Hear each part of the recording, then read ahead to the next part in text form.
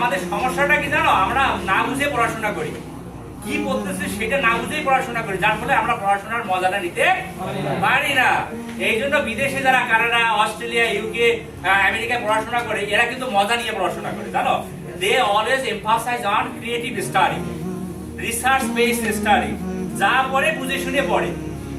আর আমাদের দেশের শিক্ষার্থীরা কিভাবে পড়ে জানো, দেখা হয়েছে দেখা হয়েছে পরীক্ষার আগে দিনে কি প্রত্যেক দিনে কমপক্ষে হলে একটা করে ওয়ার্ড মিনিং শিখবা। কারণ তুমি যদি ইংলিশে দক্ষ হতে চাও, ইংলিশে দক্ষ হতে চাইলে তোমাদের অবশ্যই অবশ্যই ওয়ার্ড মিনিং জানতেই হবে। ঠিক বলেছো। স্বাধীনতা অর্জনের চেয়ে রক্ষা করা কঠিন। বিষয়টা একটু ব্যাখ্যা করবেন। কারণ প্রথম দিন 10টা হবে, দ্বিতীয় দিন 20টা হবে, যখন 50টা হয়ে যাবে, এই 50টাকে ধরে রাখা কিন্তু অনেক চাপ হয়ে যাবে। ঠিক বলেছেন। আগের গুলো দেখবো সব ডিলেট হয়ে যাচ্ছে, ডিলেট হয়ে যাচ্ছে না। আমি দেখেছি বাংলাদেশে অবজারভেশন করে দেখেছি, শিক্ষার্থীদের যখন মোটিভেটেড হয় মনে হচ্ছে পুরো ডিকশনারি শেষ করে দিলে আজকে। হ্যাঁ, মানে সেই হাইলি মোটিভেটেড। 2 দিন 3 দিন পর যখন দেখেছে 50-60টা ওয়ার্ড মিনিং হয়ে গেছে, দূরে কি পড়ে আর পরে দেখা যাবে, শেষ, টাটা বাই বাই।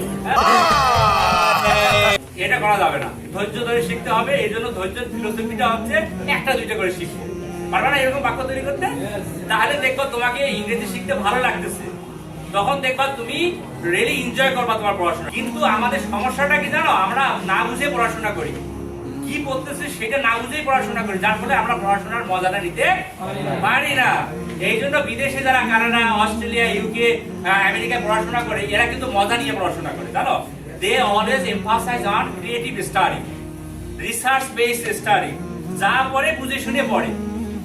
আর আমাদের দেশের শিক্ষার্থীরা কিভাবে পড়ে জানো, দেখা হয়েছে দেখা হয়েছে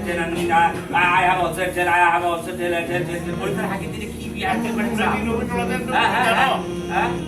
যে বিদ্যার সঙ্গে আনন্দ নাই, সেই বিদ্যা শিখতে হবে আনন্দের সঙ্গে। অফকোর্স